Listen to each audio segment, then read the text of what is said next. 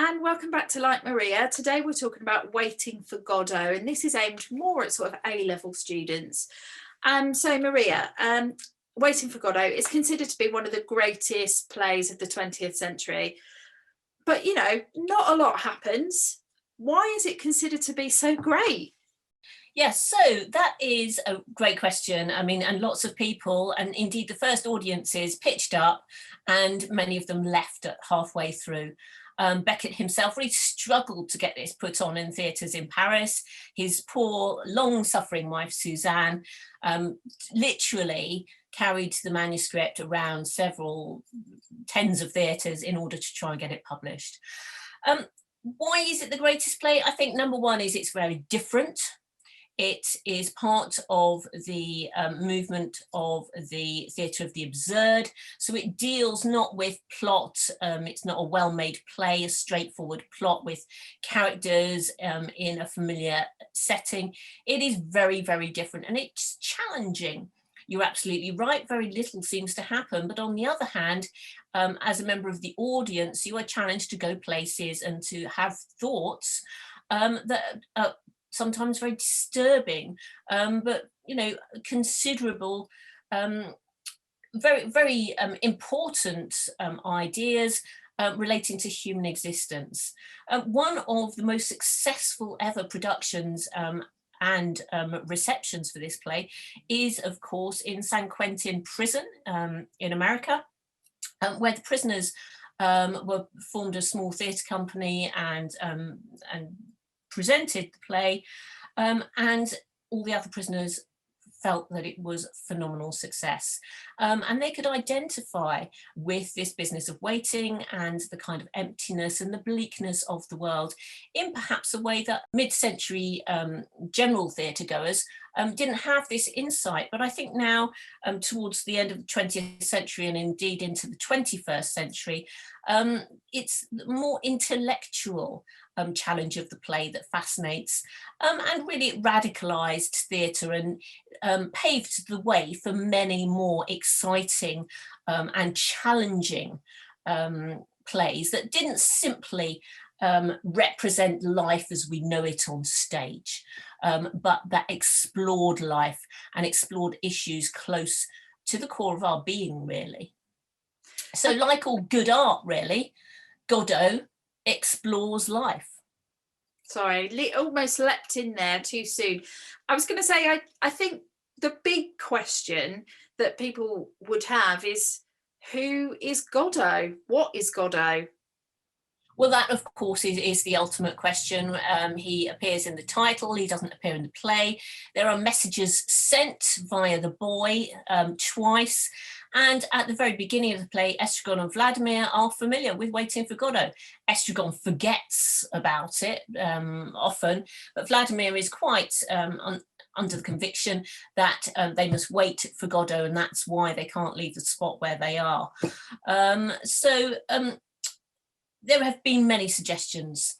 Beckett himself, he said, if by Godot I had meant God, I would have said God. So that's from the horse's mouth, as it were. But I don't think we can separate ourselves from the idea that there is some association with God. You know, Beckett, obviously, he wrote this in French. The word for God in French, le Dieu, is different from Godot, but he knew his English. He was born and bred an English speaker, and he chose Godot. So in French, it's en attendant Godot. So it has really to be there. There is a sense in the play, right at the beginning, for example, Estragon and Vladimir discuss the two thieves in the crucifixion, and they talk about salvation. And once you bring that word into it, it kind of puts a Christian lens on an interpretation. So these two tramps are there waiting for salvation. They're waiting to be removed from the pain that they are in by someone called Godot. They talk about being tied to him. They talk about kind of keeping him happy at times. They're perhaps afeared of him. And when towards the end of the play, they manage to extricate from this poor, terrified little messenger the boy, what does he look like? He sounds very much like God. He's got this white beard, and he's sort of seems to be an older man. There is talk of the goats and the sheep, and so the play is really steeped in biblical imagery, and however much Beckett protests, we can't really escape from that. However, other readings are very possible, that Godot represents the kind of satisfaction of human life. Godot perhaps kind of represents death. Godot represents things that might take us away from our misery. It doesn't have to be a Christianized God, but you could bring all sorts of imagery into this. Waiting for Godot has become a kind of stock phrase in our vocabulary, waiting for something that never happens, for human happiness, perhaps. Fantastic, thank you. I mean, it's a fairly challenging play, and for students that are coming to it new, they sometimes struggle to tell the difference between Estragon and Vladimir. So are there any tips that you can give us, or ideas about those two characters? Well, absolutely. And this is, particularly if you're reading it, it's very difficult to differentiate. And it's notable in the play that they don't call each other Estragon and Vladimir. They have these diminutive names, Didi and Gogo, which brings a whole kind of childish aspect to the presentation. But yes, it's quite difficult. And one of the reasons it's difficult is they have this banter between each other, and they're very often mirroring. They're a little bit like Laurel and Hardy, and indeed Beckett kind of modelled on some of those early films, and he was very much into kind of slapstick comedy and film of the early part of the 20th century. So I think it's very important, and it's a really interesting point you've made, that students lay out straight away at the beginning, just very basically having two sets of notes, one on what is associated with Estragon and one on what is associated with Vladimir. And at a very basic level, I would think for Vladimir, think of his head and his hat, and he is a very cerebral character. For Estragon, think of his feet and his boots, and he is a very grounded character, and he talks quite often about stuff associated with ground. He talks about muck. He eats carrots that have been pulled out of the ground. He's interested in appetite and immediate satisfaction, whereas Vladimir is much more thoughtful.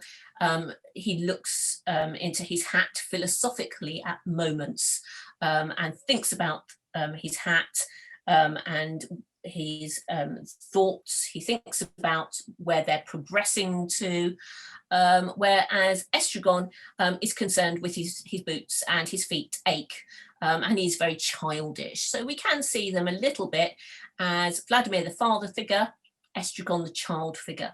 But the skill of Beckett, sometimes this is turned on its head.